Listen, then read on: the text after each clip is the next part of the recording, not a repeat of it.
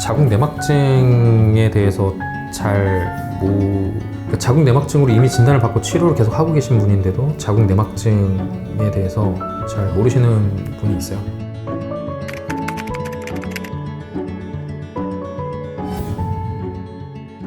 네, 안녕하세요. 최진영입니다. 오늘은 자궁 내막증에 대해서 설명을 드릴 건데요. 자궁 내막증을 몇 가지 단어로 특징을 지을 수 있는데요. 일단 자궁 내막증은 자궁 내막 조직의 이동 때문에 생기는 거다. 그리고 통증이 주로 많이 발생한다. 임신에 영향이 있다. 생리와 연관이 있다. 생리할 때마다 반복적으로 계속 진행이 될 수 있기 때문에 만성적으로 진행이 될 수 있는 병이다. 이렇게 이해를 하시면 될 것 같습니다. 이런 부분들을 이해를 하고 계시면 자궁 내막증이라는 병에 대해서 좀 더 잘 이해를 하실 수 있을 거라고 생각을 합니다.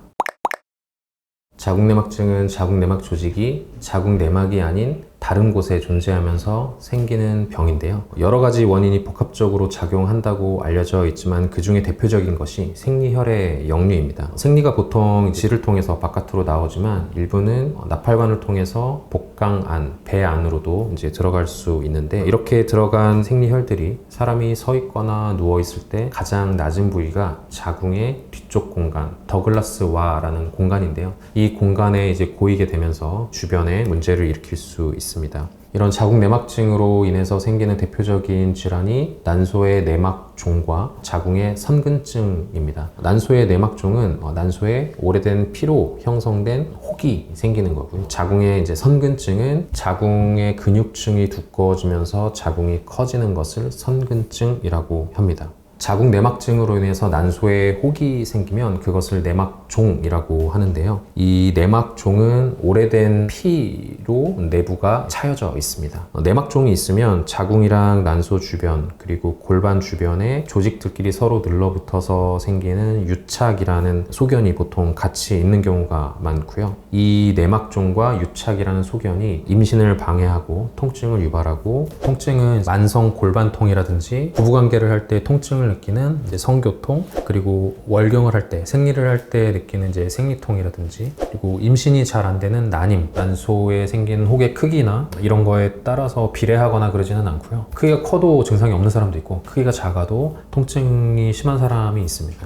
그래서 이런 난소의 자궁 내막종을 진단을 받는 경우는 보통 산부인과에서 초음파 검사로, 골반 초음파 검사를 하다가 난소에 혹이 있네요 이렇게 해서 이제 보통 발견이 되고요. 초음파 검사로도 상당히 높은 확률로 진단을 할 수 있지만, 초음파로 낭종이 확인이 되면 보통 어떤 치료를 결정하기 전에는 골반 MRI 검사라든지 혈액 검사를 통해서 난소암의 위험도 평가를 하는 방법이 있는데, 그런 혈액 검사의 수치나 이런 것들로 조금 더 정밀한 진단을 할 수 있습니다. 난소에 자궁 내막종이 생기면 치료의 형태가 보통 이제 크게 간단하게 얘기하면 4가지로 이해를 하시면 될 것 같아요. 첫 번째는 증상도 없고 크기가 너무 작다. 그러면 낭종을 정기적으로 체크하면서 경과 관찰해 볼 수 있습니다. 그러니까 아무것도 안 하고 그냥 정기 검진하는 거죠. 두 번째는 수술이나 어떤 그런 걸 하지 않고 호르몬제를 복용을 하면서 생리를 억제하면서 경과 관찰하는 겁니다. 경과 관찰을 이제 좀 자주 해야 되고, 난소의 혹의 크기에 따라서 추후에 수술적인 치료가 필요할 수도 있겠지만, 일단 어쨌든 초반에 어떤 시술이나 수술이나 이런 걸 하지 않고 호르몬제를 복용해서 생리를 억제하면서 지켜볼 수 있는 이제 두 번째 방법이 있고요. 그리고 세 번째는 경화술을 통해서 난소의 혹을 줄여서 경과 관찰을 해볼 수 있습니다. 이때도 역시 호르몬제는 시술을 한 후에 복용을 해야 되고요. 경화술은 수술을 하지 않아도 되고 회복 기간이 거의 필요 없고 피부에 절개가 없는 이제 장점이 있습니다. 그래서 적절한 케이스를 선택을 해서 하게 되면 굉장히 좋은 치료 옵션이 될 수 있습니다. 네 번째가 수술을 하고 낭종을 없애는 거죠. 수술을 하고 그 다음에 임신이나 이런 계획에 따라서 호르몬제를 통해서 생리를 억제하면서 장기간 계속 이제 추적 관찰을 하는 거죠. 물론 이제 여기에는 향후 임신 계획에 따라서 여러 가지 이제 상황들이 있을 수는 있습니다. 난소의 자궁 내막종이 발견이 되는 경우는 대개는 이제 수술이 필요한 경우가 많습니다. 여기서 이제 수술이라고 하면 보통은 난소의 혹을 없애는 낭종 절제 수술이라고 하는데요. 주변에 유착이 많을 수 있고, 그래서 이제 유착 박리를 하는 과정이 필요하고, 정상적인 난소는 대부분이 다 가임기여성이기 때문에 정상적인 난소를 최대한 보존하면서 낭종만 제거하는 그런 과정이 필요하기 때문에, 최근에는 복강경 수술 방법 중에 로봇 수술을 통해서 더 정밀한 수술을 할 수 있어서 많은 도움이 될 수 있습니다. 자궁내막증의 형태 중에 자궁내막 조직이 자궁의 근육층 사이로 들어가서 자궁의 근육층 사이에서 생리를 할 때마다 자꾸 문제를 일으켜서 자궁의 근육층이 점점점 두꺼워지고 결국 자궁이 전체적으로 커지고 이렇게 되는 것을 자궁의 자궁내막증, 다른 이름으로 보통은 선근증이라고 얘기를 합니다. 자궁의 어느 한쪽 부분만 국소적으로 두꺼워질 수도 있고 자궁이 전체적으로 다 두꺼워질 수도 있습니다. 그러니까 결국 이제 자궁이 커지는 거죠. 그래서 보통 이렇게 선근증이 있는 사람들은 주로 통증을 많이 호소를 합니다. 생리통이 심한 사람도 있고 생리통이 아니더라도 만성 골반통이라고 해서 항상 골반 쪽이 불편하고 아프고 원인을 찾을 수 없는 만성 골반 통증이 있는 사람들, 그런 사람들이 이제 보통 선근증이 있는 경우가 꽤 있고요. 임신이 잘 안 되거나 또 혹은 생리량이 너무 많거나 생리가 자꾸 불규칙하게 생기거나 하복부에서 갑자기 어느 순간부터 딱딱한 뭔가가 만져진다고 오시는 분들이 있는데 초음파를 보면 자궁이 커져서 그렇게 만져지는 경우가 있습니다.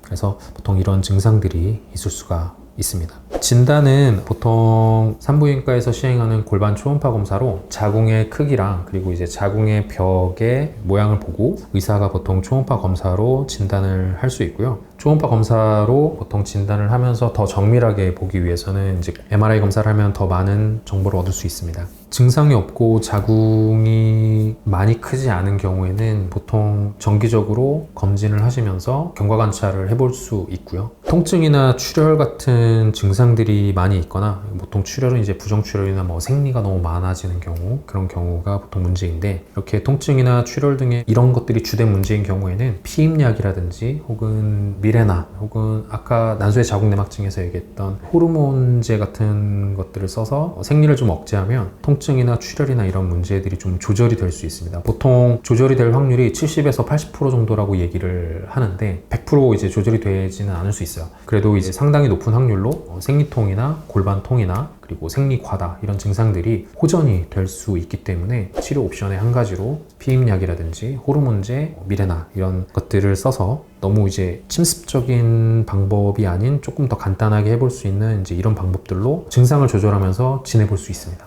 호르몬 요법이 아닌 수술적인 치료를 고려할 수도 있는데요. 보통 이제 수술적인 치료에는 자궁 자체를 없애거나 아니면 선근증 부분만 제거를 하거나 이렇게 크게 두 가지 정도로 선택을 해볼 수 있습니다. 자궁이 너무 커져 있거나 통증이나 출혈과 같은 증상이 호르몬 요법으로 조절이 되지 않고 지속적으로 악화되는 경우에는 최후의 수단으로는 자궁절제 수술을 해볼 수 있습니다. 자궁절제 수술을 하면 대부분의 증상들이 이제 해결이 되고요. 국소적으로 어느 한 부분만 커져 있거나 임신을 해야 되는데 임신이 잘 안 되고 임신이 잘 안 되는 원인이 선근증으로 판단이 되는 경우에 성근종 절제 수술을 해볼 수 있습니다. 성근종 절제 수술은 대부분 목간경으로 가능하고요. 성근증으로 생각되는 자궁벽의 일부분을 제거하는 수술입니다. 그래서 일부분을 제거를 하고 그 부분을 다시 봉합을 해서 자궁을 원상복귀 시켜주는 것이고요. 근종 절제 수술이랑 비슷하다고 생각하시면 되겠습니다. 자궁 내막증에 대해서 그러니까 자궁 내막증으로 이미 진단을 받고 치료를 계속 하고 계신 분인데도 자궁 내막증에 대해서 잘 모르시는 분이 있어요.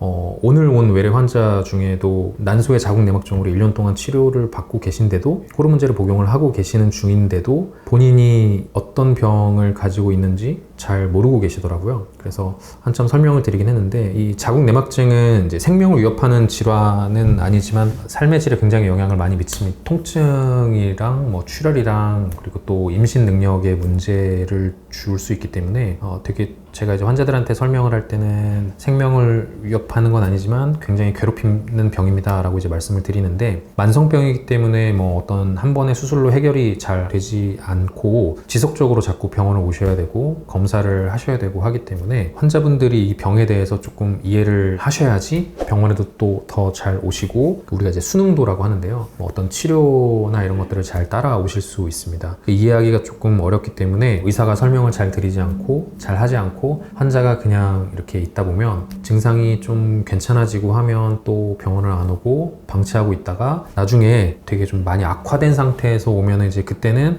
치료 옵션이 별로 없는 상태가 될 수가 있습니다. 그래서 저의 경우는 이제 외래 진료 시간의 압박이 좀 있기는 한데 최대한 환자분들한테 많은 설명을 드리려고 하고 있고, 그래서 이 자궁내막증을 만성 질환으로 이해를 하셔야 되고요. 이 병에 대해서 의사와 환자가 충분한 대화를 나누고 병의 상태, 그러니까 환자의 나이나 그리고 향후 임신을 할지 말지 임신 여부, 그리고 증상이 어떤 증상들이 있는지, 그리고 그 정도는 어느 정도인지, 그리고 난소에 혹이 있는지, 이런 자궁내막증의 어떤 이제 상태 등을 고려해서 임신 계획이 특히 있는 사람의 경우는 더욱더 잘 관리를 해야 되고요. 장기간의 어떤 계획을 세워서 관리를 받는다는 느낌으로 치료를 받으셔야 됩니다. 그래서 이런 부분들을 조금 이해를 하시고 제가 지금 말씀드리는 내용들이 환자분들한테 조금 이 병에 대해서 이해를 하시는 데 도움이 됐으면 좋겠습니다. 감사합니다. 저희 최상TV 채널을 구독해 주시면 최신의 여성 정보를 손쉽고 빠르게 접하실 수가 있겠습니다. 구독, 좋아요 부탁드리겠습니다.